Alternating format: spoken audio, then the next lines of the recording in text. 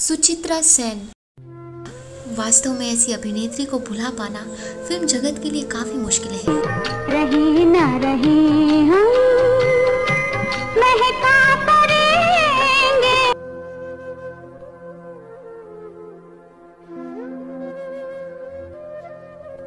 बनके कली बनके सबा आगे वफा में, रही ना रही हम।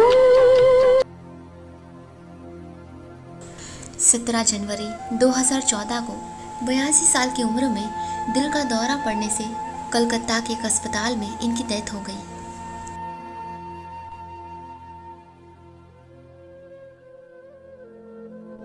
इस मोड़ से जाते हैं कुछ सुस्त कदम, जी में आता है तेरे दामन में। चल रही सजनी अब क्या सोचे, सर झुका के हम रोते रहे। दीवाना मस्ताना हुआ दिल, मुंबई से आया है बाबू चिन्ना। दोस्तों, सुचित्रा सेन की सादगी में भी एक नशा था, जिस कारण इनके चाहने वाले आज भी इन्हें पारो के नाम से याद करते हैं। रो नहीं पारो, ये जख्म तो जल्द ही भर जाएंगे, सिर्फ एक दाग रह जाएगा। और इन्हें हिंदी सिनेमा की पहली पारो कहा जाता है। अगर कभी कोई कुछ पूछे तो झूठ मूठ कोई बात बना के कह देना। कभी विमल रॉय की फिल्म देवदास में दिलीप कुमार पारो को देखकर कहते हैं, तुम चांद से भी ज्यादा सुंदर हो। उसमें दाग लगा देता हूँ और उनके माथे पर छड़ी मारकर जख्म बना देते हैं। इस आखिरी जुदाई के दिन याद रखने के लिए सिर्फ एक निशान बना दिया है, ताकि चांद से उखड़ा कर कभी आईने में देखो तो शायद तुम्हें मेरी याद आ जाए। ऐसा नहीं था दोस्तों कि सुचित्रा सेन कम ही समय में अपने लिए सही फिल्म का चुनाव कर लेती थी, पर हाँ, ये जरूर था कि वो किरदार की गंभीरता को देखते हुए फिल्मों को अपने लिए चुनती थी। यही रीज़न था कि उन दिनों सुचित्रा सेन ने 25 से भी ज़्यादा फिल्में करने से मना कर दिया था। दोस्तों, विदेश में अवार्ड पाने वाली ये पहली भारतीय अभिनेत्री थी जिनका असली नाम रोमा दास गुप्ता था।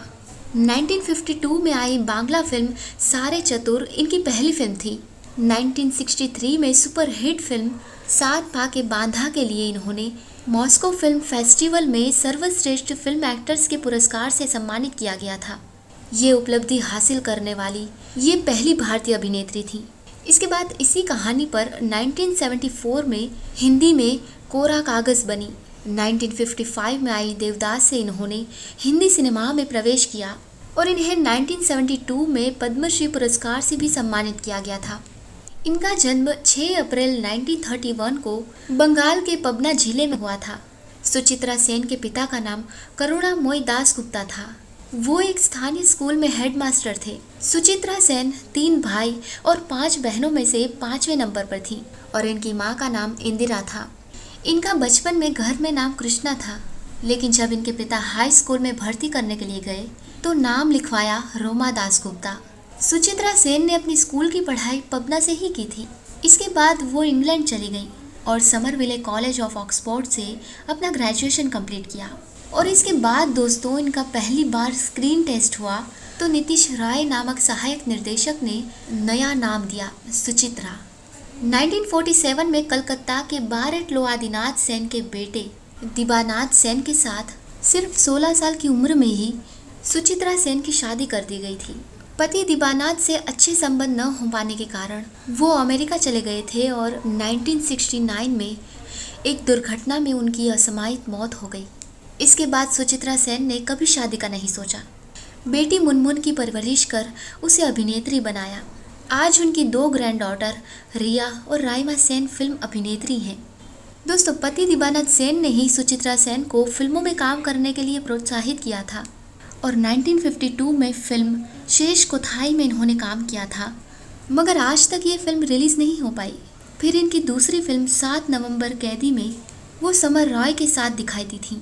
फिर उसके बाद 74.5 में उन्हें उत्तम कुमार के साथ काम मिला, जो 20 साल तक चला।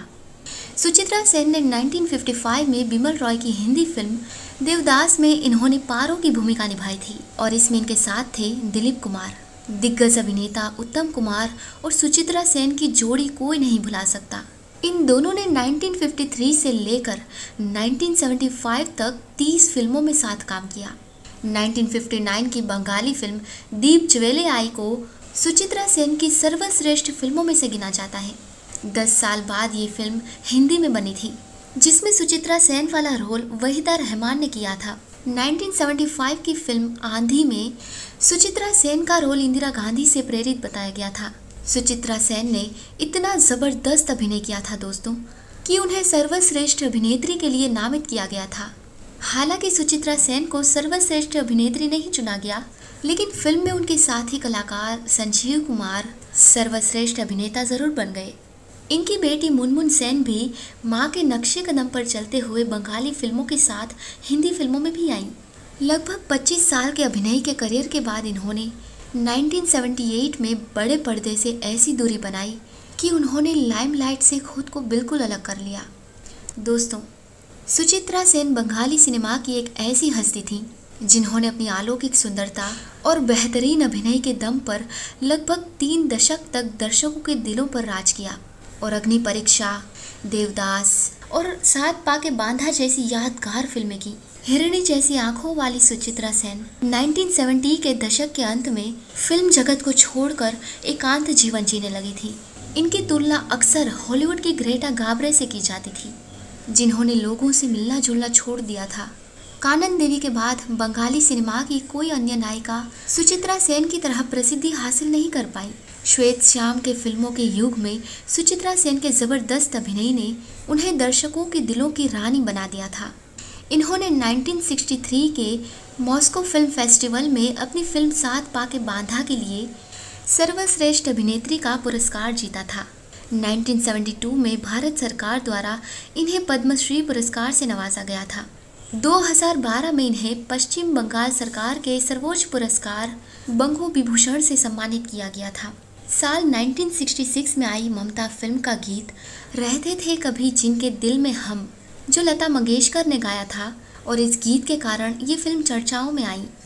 पर इस फिल्म को हिंदी सिनेमा की बेहतरीन फिल्मों की लिस्ट में शामिल करवाने के पीछे सुचित्रा सेन का ही हाथ था।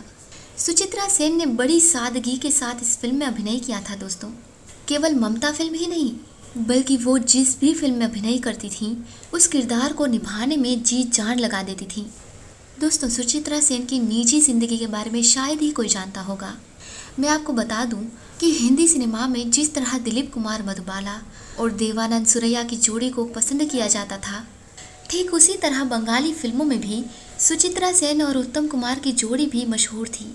यहाँ तक कि बहुत बार ऐसा भी कहा गया था कि सुचित्रा सेन और उत्तम कुमार एक दूसरे को बेहद पसंद करते थे और इन दोनों का रिश्ता दोस्ती से भी बढ़कर था।